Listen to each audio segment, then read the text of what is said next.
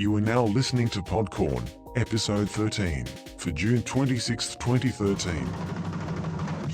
Hello, Pod Kernels. This week's episode is another archive episode, had in the can for a little while, and if you've been a long-time listener, you knew this episode was coming, because it was mentioned on episode 11, Cover Girl. For a brief moment, Amy and Brandon talk about this episode, and here it is now. And as with all archive or special episodes, Amy and Brandon aren't doing the usual plugs, so that's why you're hearing me, Chris Robinson, at Chris Robinson on Twitter. Amy is at AmyReeder on Twitter, and Brandon is at BMontclare, so combo breaker for Brandon.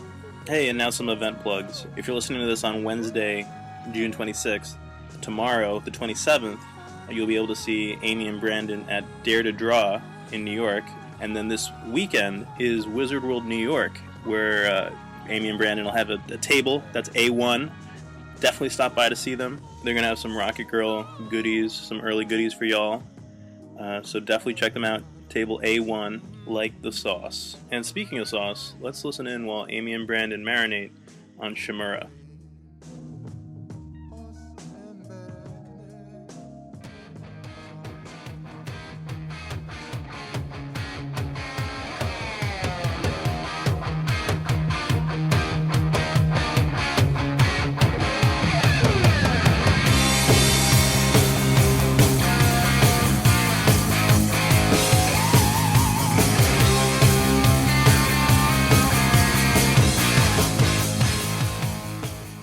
This is AmyReeder and Brandon Montclair.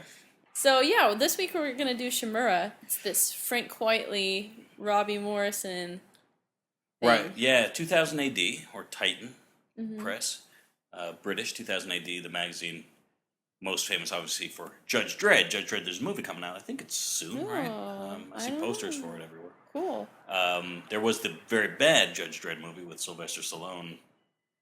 I don't know how long ago, 15 years ago now? Oh, okay. But that's why I've heard of Judge Dredd. Yeah, Judge Dredd. I mean, before I got into comics. Right, Judge Dredd it's a British magazine. People don't remember though that Judge Dredd actually takes place in the United States. It's in the future. Although now we're past 2000 AD, aren't we? But yeah. Oh, that sucks for them. Yeah, it's kind of a future dystopia, and they're like cops, but they're also judges, so they can, they shoot people up, and they sentence them. They're literally the judge, jury, and executioners. And that's in Mega City 1, and this is a spin-off SHIMURA of that, and it was kind of the Tokyo version of Judge Dredd. SHIMURA being actually the dude, right? He's the captain with the scars on his face, and Inaba is the girl. Oh, okay. Right, and we're going to do the Frank Quitely stories. It was created by Robbie Morrison, the writer, and Frank Quitely on art. Mm-hmm. And also Frank Quitely did a couple of stories. There's a whole bunch of different artists that worked on it, though. But we're not going to really talk about the others, right? Yeah, we're just going to focus on this one. Well, two stories. There's two stories in the that are by Frank Quitely. Yeah. There's a shorter one later on. Right. But yeah, it's pretty impressive. It's all done by hand by Frank Quitely, like he painted it and stuff. Yeah, it's early stuff, and just, because it's in so many different editions, the first one, the earlier one, you should tell by just looking at it, right? But it's just called SHIMURA. The other one will have, that's the title of it. Yeah, the title of the book. The title of the story we're looking at also, because it was the first SHIMURA story. I see. Yeah, so anyway... And they look kind of samurai-ish, right? So they kind of took that to the future. Yeah, it's a little bit, isn't afraid of the stereotypes in the first one. Even in the early ones, have a kind of, I think, what would pass as a Japanese style for lettering, and Hondo City, and it's, but it's, a very, very much, I don't want to say it's historically accurate, right? But samurai influenced and samurai movie influenced. Yeah. But mashed up with these future cops. Yeah, I think it looks cool. Frank Quitely, so he does it all on his own, like, with the coloring and stuff, and he also, his sound effects are all drawn in, which I think are really cool. I mean, he does a little bit of that nowadays, but it seemed like he did it a lot more in this, and it was really creative. Yeah, he does. No sound effects in all of All-Star Superman, on purpose. Yeah? Yeah. What was the purpose? Just artistic choice between him and Grant. Okay. That's too bad because he's so good at him. Yeah. But it makes Well, sense he's using for him in the Batman story. with Grant, so it was just a Yeah, so it's just a thing. But yeah, really good story. It's awesome to see a female and like you don't even realize she's female in a way. It's like hard to really tell until you see her face. Well, at first, that's part of it, right? She's small. She's kind of slender built, and part of the story, if you read it through all of them, is that she's especially in the Hondo City culture, women are thought of as second class citizens, and you have the grizzled SHIMURA, who's partnered with the one person that nobody wants to partner with because she's a girl, but she's a great cop, so to speak, right? She's an ass kicker. And she's just trying to build her way up to a higher status, basically. Right. Earn her way. But on the art colors, he colored it himself. Yeah. An interesting palette. Yes, that's probably one of my most favorite things about it is like the palette is really limited. I think partially because, he's doing it all by hand and you have more limits when it comes to that as far as color choices go. But, like, it really works. It's always easier when it comes to future because you can just make it up and you can have really, like, blank, areas. Everything's so, like, sterile looking, right? And so it's, like, a big open room and everything's the same color. Like, you can kind of get away with that better with future stuff. But still, it's, like, it's really cool that, it really helps the storytelling because you've got like a big red background against a blue monitor and all sorts of stuff that just really makes things pop and is simple and in the best way possible.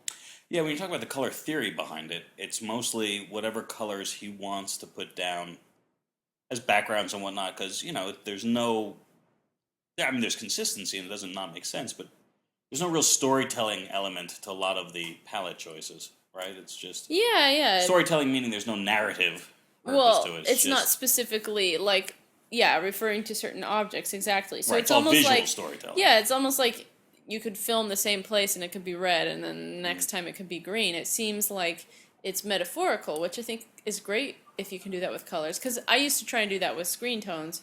You create an effect so that people can imagine things themselves, and I felt like this was something you could do that with. No, for sure. And while we're on the subject, and since there's, like I said, two stories, we'll probably best if we jump back and forth, right? So, the second story that we're going to talk about, you talk about just doing whatever's necessary. Yeah, he literally switches back and forth to... It's before that. We'll flip through the book just so I can get the title. He switches back and forth to a video monitor, so it gives you kind of this muted overall blue to break up the pace of all his other colors, but it's like a blue screen. Second one is just a Judge Inaba story. It's, so if you have a collected edition, Judge Inaba, Babes with Big Bazookas. So we'll talk about both stories. But just since we were talking about color, there's the motorcycle chase scene, which is great in so many other ways. But, he gets to do yellow and blue. Yellow is the dominant in the real world, and he offsets it with this blue screen where it's just a blue filter over everything to break it up. Oh, it's so nice, And it's a different POV. I mean, with the blue, it's it's like the yellow's more like action, and then the blue's more like observing from afar. It's a really cool idea. It's just he's a smart dude. I don't know how he comes up with all of this stuff, and he acts like he's not all that amazing, but he's kind of a genius. He's a very thoughtful artist. He spends a lot of time breaking down pages before he draws them, as do you. Yeah. And but I'm not that good compared to him, so it's like... Yeah. Some artists it's pretty good. Are still very good despite throwing it down. Simon Bisley, just by way of contrast, he doesn't even read the script until he's ready to draw it, then he only reads it once. He kind of prides himself on that, because Simon's a little rock and roll, but also because he says, it needs to be fresh. I can't overthink it too much. It'll be too stale. Now, there could be a huge stiffness to Frank Whiteley stuff, but he's so good that it doesn't happen. It's That's true about a lot of things with Frank Whiteley's art. It's like all of these techniques he uses are things that you normally would not recommend because they would make people stiff. You can't pull it off. One can't pull it off. Right? Yeah, because it's like he does like all these little tiny clothing folds and stuff, and like normally it's the sort of stuff that, like, if it's not well polished, you see it on a lot of artists and like fledgling artists, and they kind of look stiff because all their clothing folds have so many pockets in them and stuff, and it doesn't like follow a general motion, and he doesn't follow that general motion either. But because it's all correct, it actually looks really great. And You talk about fashion, babes with big bazookas. Yes. It's about a bunch of runway models who get they get bad. They get a little crazy. Yeah, they start shooting people up on the runway. Yeah, well, they're runway models, but they also work for an arms dealer, right? It's kind of the farce of all 2000 AD stuff. It's hyper violence in a crazy future. Yeah. But they're these, statuesque bombshells, 4 or 5 of them, right? And 5. Looking at it now, and just you talk about clothing. I mean, it's they're tarted up, but an interesting sense of design, for future high fashion. Yeah, I think he came up with some good stuff. And they change their outfits every time, it looks like. But yeah, I don't know. I mean, yes, they look cool. So looking at the first one, and they were done years apart, very different, I see, but what the two stories. Yeah. To me, one looks very amateur, and one looks like some of So which one do you think FQ's looks best stuff. The amateur? first one. Well, I don't You mean think amateur in a Babes bad with way. Bazookas is better? Yes. Why, you don't? I don't. Well, I think that's the other one's interesting. better. Yeah, this is just like Babes with Bazookas. I associate like in my head with a bunch of really tiny figures. There's just a lot of itty bitty figures everywhere, and plus I'm not too excited about bazookas, so to speak. Well, yeah, but that's valid, but what about the drawing itself? Well, I think because they're all so small, I don't think that like. I mean, it's definitely good. It's like it's What are the framed differences quietly, you but- see in the two stories? You're talking compositionally. What about the drawing? The draftsmanship. I don't really see anything different in the draftsmanship. Well, you know better than me. I feel like Babes with Bazookas is a lot more like, it's just a lot of itty bitty things in this big world and stuff, and so it feels like I'm reading like a Where's Waldo book in a way, and like the first one, what's the title on that? Just SHIMURA. Oh, SHIMURA. Okay, yeah. So it's yeah, I don't know. There's a lot of close-ups. There's a lot of dynamic angles, and like you really get in the head of the characters. There's all these sound effects, and then like I said, the color palette I enjoy more on this one. So yeah, I didn't feel like there was a different amount of talent. Like, what is it that you're seeing? I mean, the way I would describe it, and the reason maybe Amy and I aren't seeing eye to eye is because we don't agree. But there's something with an artist. You have storytelling, you have design sense, you have a whole bunch of different things. But the actual ability to draw, so, saying here's a flower, draw it as well as you can, or here's a chair and draw it as well as you can. The draftsmanship, the sometimes I might sometimes call it somebody's hands. How good they are at being able to draw. And I don't think that he. I just think it's just one was done earlier in his career and one was done more recently, and he's the guy now at the peak of his career. Hopefully that peak will. The next thing he does will be an even higher peak. Yeah. But, he is in a position where his most recent stuff is his best stuff, which is where everyone wants to stay. Mm-hmm. Yeah, I don't know. I just like the first one more. Well, it is longer, too, so that there's more time for development. Sure. Did Robbie Morrison write both? I think he wrote all of the stories. Yeah? At least in this collection. And that brings up a reality, too. Two things. One, that a lot of artists have worked on it, which you see a lot more of now. It's hard for anybody to kind of be defined with a character because, people, it's hard, with the level of detail that people want in books, it's hard to get a book out monthly. And now you have books coming out more than monthly, and you have a lot of last-minute changes sometimes from editorial. And, if you're working at Marvel or DC, so you got to mix it up a lot more. So looking at this book, there's kind of two ways that you talk about that, which is the earlier story was more when he came back to SHIMURA or Inaba and the characters. It was a shorter story, and that was probably, partially related to schedule, wouldn't you say? Mm-hmm. And also that you have a whole bunch of different artists working in this book. But, old-timer artists, they always just say you want to be associated with the character. And you're pretty heavily associated with your run on Madame Xanadu. Mm-hmm. As opposed to doing shorter stuff like Supergirl covers or a few issues on Batwoman. Do you think fans, have a different level of engagement when you do something like, how many issues of Xanadu did you do? 15 or 17?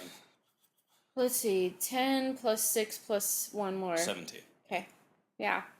Math. Yeah, it's nice to be associated with that. And it's sort of like, well, I was going to be a teacher, right? And it's like when you're the substitute, when you're the replacement, they don't like you as much, no matter who you are or how good you are. So it was nice that they were siding with me on Madame Xanadu. That felt pretty good. I was a student teacher, but like I started with the new semester instead of the regular teacher. So then when he came back, they liked me more. They wanted me back. Maybe they would have liked you anyway, though. I don't know. I don't know that we were all. I wasn't probably better. If I was, then I don't know. By the way, I just realized that Simon Fraser is on here, and then I remembered that those were my favorite ones that weren't Frank Quitely's, and I met Simon Fraser. I think he not only drew some of those, he colored some other ones too. Yeah, I just saw that. Yeah, but like it's really the line choices he used on SHIMURA were like really odd and really cool, kind of like a stained glass window. Yeah, and nice stuff by Colin McNeil in this collection. Yeah, cool. But again, the focus Frank Quitely. There's a couple of covers Frank Quitely did also. More one, which are nice to kind of look up. My favorite one, nice, yeah. where Inaba's on the motorcycle crashing through the billboard. Thanks for helping. And but of course she's coming right out of the girl on the billboard's ass as crashes into action. But Frank Quitely's want to do that sometimes. oh yeah, he doesn't shy away from the girls. You like the design? Because this was you were talking about the design before of the character, or of just the two cops. the Yeah, costume. Yeah, I love the costume design. I just feel like it was really well thought out. I mean, he's always good with clothing, but I definitely value that. And yeah, I don't know. And his futuristic stuff is always fun too. Like it takes this really cool shape that's kind of more of a Japanese style of what modernization would be, kind of like the We3 stuff that he had. A lot of round shapes to show modernity instead of a bunch of boxes. So and something interesting that people listening can go look at, and you're not being a huge Judge Dredd fan. It was also very much based on Judge Dredd in the sense of the visor and the shape of the helmet and the big shoulder pads, but then totally changed for again for Hondo City, this kind of futuristic take on Tokyo. great story though. Yeah. What do you think about their prediction of the future? We were talking about futuristic predictions. Oh yeah, about another project. Yeah. It's be careful of the fascists, I suppose. Yeah. And What do you think? Or is that just a leading question? well, it was just a leading question, but like I mean, the idea that violence gets worse is kind of a funny prediction, right? Yeah, well, you're talking about whether you're talking about its future historicity, like will it be accurate? I don't know. Yeah. Well, I mean, I guess like, what kind of story are you gonna have if there's no violence, right? But yeah, it's like it's fun if you come up with new problems with the world, and I don't know. But I still thought it was really cool. It was cool that the villain is like slowly becoming a cyborg. Right. And well, I guess he is a cyborg, but he's slowly becoming a robot. Mm-hmm. I don't know. Good book. It is. One last thing to talk about: the interesting motion in both. Right. I think if you look in the first one, if you go through it just from an art point of view, and obviously Amy should chime in, the kind of physicality of it, the way bodies move, they get thrown around, they punch other people, they're sad. There's always a lot of, like I said, moving of the characters around. Every panel, like I said, it's all the characters. It's all about how he poses a person. Almost every panel. Yeah. And it's a great, just an exercise in look at all the different ways. It's almost like doing, like those reference books where a guy's in 15 different poses. Mm-hmm. It's like he's almost like he's doing that in the storytelling and making it fluid. And then Yeah. later, have like a mechanical fluidity, which he gets a lot of it out of Akira, but they're on the motorcycles, and the motorcycles, how they can zoom through the city in the second story. Yeah. As like I said, it's all about, it's kind of all about this flow and fluidity that I thought was very interesting and like I said, superior work. It's not just superhero stuff. It's not just 2000 AD stuff. It's really is a master artist working on stuff. Oh yeah, he's got amazing, he's got like amazing gestures, and yeah, like that motorcycle scene, like he's got this part where like the motorcycle turns sideways and it's skidding, and I don't know, it just seems like he always knows the best possible angle and gesture and Sure, way and to all do his things. work, right? And like I said, in these two short form stories, I think I don't know if like I said, it is to me interesting, and I don't know his motivations. Maybe we'll have to ask him one day. Is that it seems like just a kind of demonstration on the body in motion, kind of a lot of with the martial arts elements of the first one, and then kind of mechanics of a high speed chase in the second story. Well, he's just like, okay, like there's also a thing that he did all on his own as well. It was like a Destiny issue for the Sandman. Endless Nights. Yeah, and there's this one part, if you happen to have it, where there's like these ribs of like a cow or something that are like rotting in the summer heat, like in a desert heat. And the way that he drew it makes it look like we've seen like a not stop motion, but what's a sped up thing? Like when you see nature sped up. Is it? I believe no. That's motion. Yeah, I know what you're talking about. Yeah.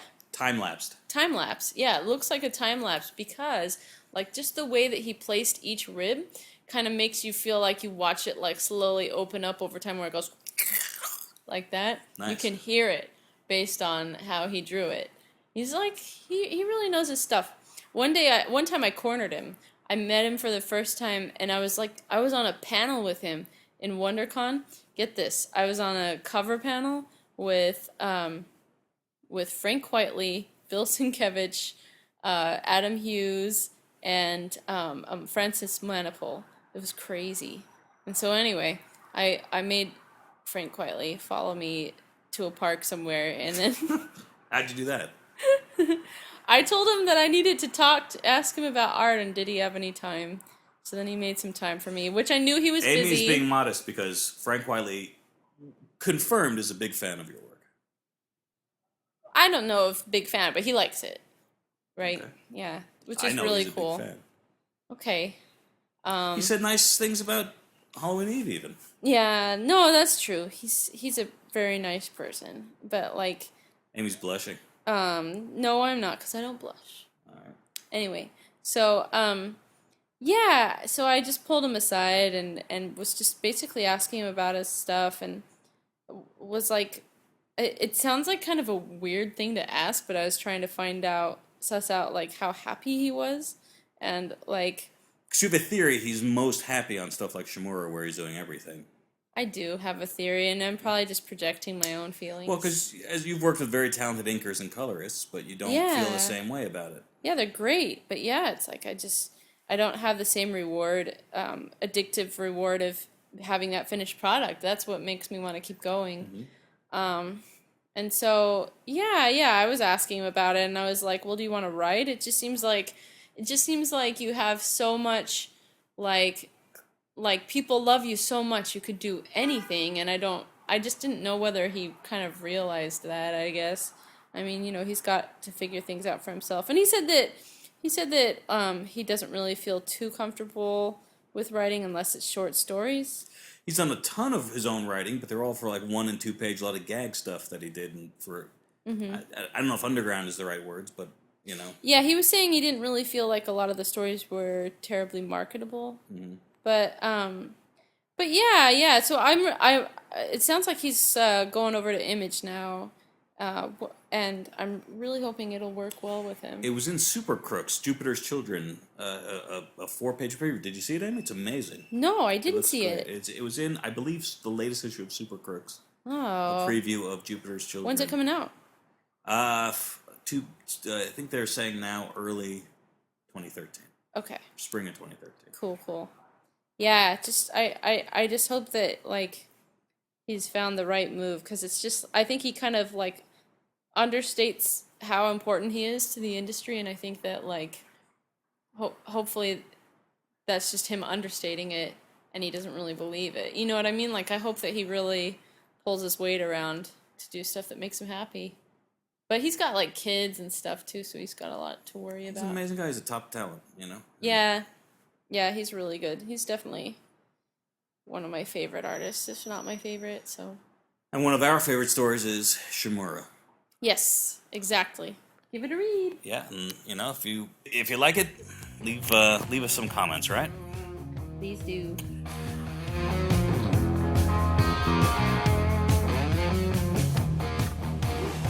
Yeah, we're running a little bit hot tonight.